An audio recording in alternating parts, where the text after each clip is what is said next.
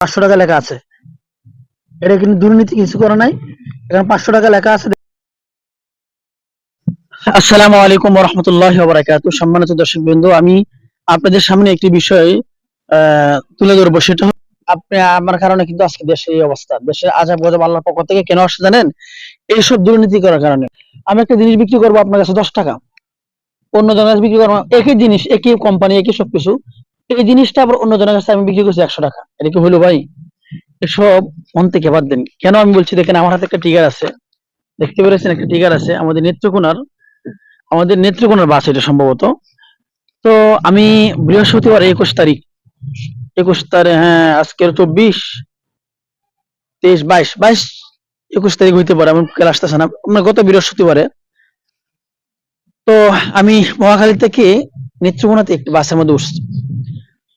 আসার পরে আমার কাছে টিকিট নিয়েছে হলো 250 টাকা, ওরা 300 টাকা চাচ্ছে, আমি 250 টাকা দিব বলছি। এটা স্বাভাবিক, ঠিক আছে। লোকালেও 200 টাকা, 150 টাকার মধ্যে 250 টাকা আসা যায়, কোনো সমস্যা নেই। আমি কেন দাঁড়াইছি, আমি কেন বলছি এই কথাটা আপনাদেরকে বলবো, সেটা হলো এই যে দেখেন, স্পেশাল সার্ভিস একটা বাস আছে, স্পেশাল সার্ভিস, সম্ভবত নেত্রকোনা হতে পারে। আমার পাশে একটা যাত্রী ছিল, উনি ফোনে কথা বলতেছিল যে নেত্রকোনা যাচ্ছি, নেত্রকোনা যেতেছি। বিষয়টা হলো আমার কাছে 500 টাকা টিকিট দিচ্ছে, আমি তো পাশে বসে আছি। আমি তো শুনে অবাক লেগে গেলাম, কারণ কি 500 টাকা টিকিট কেন নেত্রকোনা থেকে, তা আবার কোথা থেকে জানেন? আবদুল্লাহপুর থেকে। আপনি বলুন তো, টঙ্গী অথবা আবদুল্লাহপুরের মাঝামাঝি ওভার ব্রিজের থেকে উঠছে উনি, নেত্রকোনা আসবে। তো ওনাকে বলছে মদন যাবে, 500 টাকা লাগবে। তো উনি মহিলা মানুষ ছিল, তো উনি বললো ঠিক আছে আমি 500 টাকা, উনি তাড়াতাড়ি যেতে হবে বিষয়টা, 500 টাকা দিয়ে টিকিট কাটলো, মদন পৌঁছায় দিবে। আবদুল্লাহপুর থেকে মদন, আবদুল্লাহপুর আর টঙ্গীর মাঝামাঝি ওভার ব্রিজের উপরে ছিল উনি, এখান থেকে যাবে হলো মদনে 500 টাকা। তো মহিলা চলে যেতে হবে তাড়াতাড়ি, দামাদামি করে না। আর ওরা তো মহিলা মানুষ পেলে আরো জাগ্রত হয়ে যায়, বুঝছেন? কিছু কিছু গাড়িওয়ালা আছে এমন ব্যবহার করে।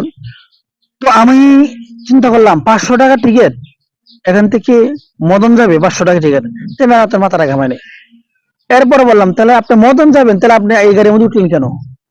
আপনি এই গাড়ি আর মানে ভাই, আমাকে বলছে যে 500 টাকা দিতে হবে, মদন আমাকে পৌঁছায় দেবে, কিন্তু আমাকে নেত্রকোনা গাড়ির মধ্যে তুলে দিচ্ছে।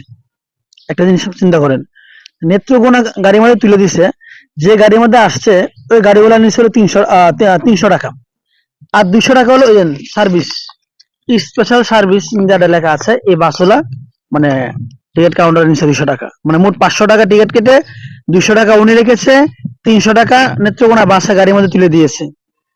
কিন্তু আরেকটা বিষয় হলো, আবদুল্লাহপুর থেকে অথবা টঙ্গীর থেকে কিন্তু 300 টাকা ভাড়া নয়, লোকাল বাসে কিন্তু 300 টাকা ভাড়া না। আমি মানলাম 300 টাকা ভাড়া, তাহলে এই যে স্পেশাল সার্ভিস যে বাসটা আছে, উনি কেন 500 টাকা নিল মহিলার কাছ থেকে? আমি ধরে নিলাম উনি 500 টাকা মদন ভাড়া, কিন্তু মদন তো যায় নাই, তাহলে ওনাকে 500 টাকা আমাদের 300 টাকা ওই বাসওয়ালা দিয়েছে, আর 200 টাকা ওনাকে ফিরিয়ে দিবে না? ফিরিয়ে দেয় নাই। কেন ভাই আপনি এসব শুরু করছেন কেন? আপনি এগুলো বন্ধ করেন না। মানুষদের অত্যাচারে দেশে পরিস্থিতি খুবই খারাপ, দেখতে পেরেছেন। এখন আমরা যদি সতর্ক না হই, আমরা যদি একে অপরের সহযোগিতা না করি, তাহলে আমরা কি করব বলেন? সুতরাং একটি বিষয় খেয়াল রাখতে হবে যে আমরা আসল এগুলো বন্ধ করি। আল্লাহ মানুষকে ছাড় দিয়ে ছেড়ে দেন, একটা কথা আছে, বুঝছেন? আপনি দুর্নীতি করতেছেন, আপনাকে ছাড়বে না কেউ। আমি সবাইকে, এই যে স্পেশাল সার্ভিসিং যে বাসটা আছে,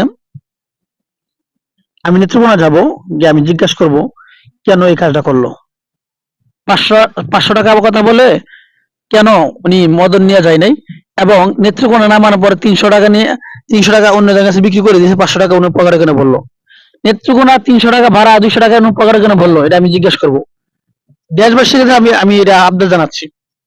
এই যে বাসটা আপনি ভালো করে দেখে রাখুন, আর প্রমাণ দেখেন, এই দেন এখানে কিন্তু এই যে 500 টাকা লেখা আছে স্পষ্ট ভাবে, দেখেন দেখেন। তো সবাই ভালো থাকুন, সুস্থ থাকুন, আর এই ভিডিওটা বেশি বেশি শেয়ার করে দিন, সর্বোচ্চ শেয়ার করুন। আমাদের নেত্রকোনা বাস ভাড়া কিন্তু অতিরিক্ত নিচ্ছে, এই জিনিসটা খেয়াল রাখবেন সবসময়। সবাই ভালো থাকুন, সুস্থ থাকুন। আসসালামু আলাইকুম ওয়া রাহমাতুল্লাহ।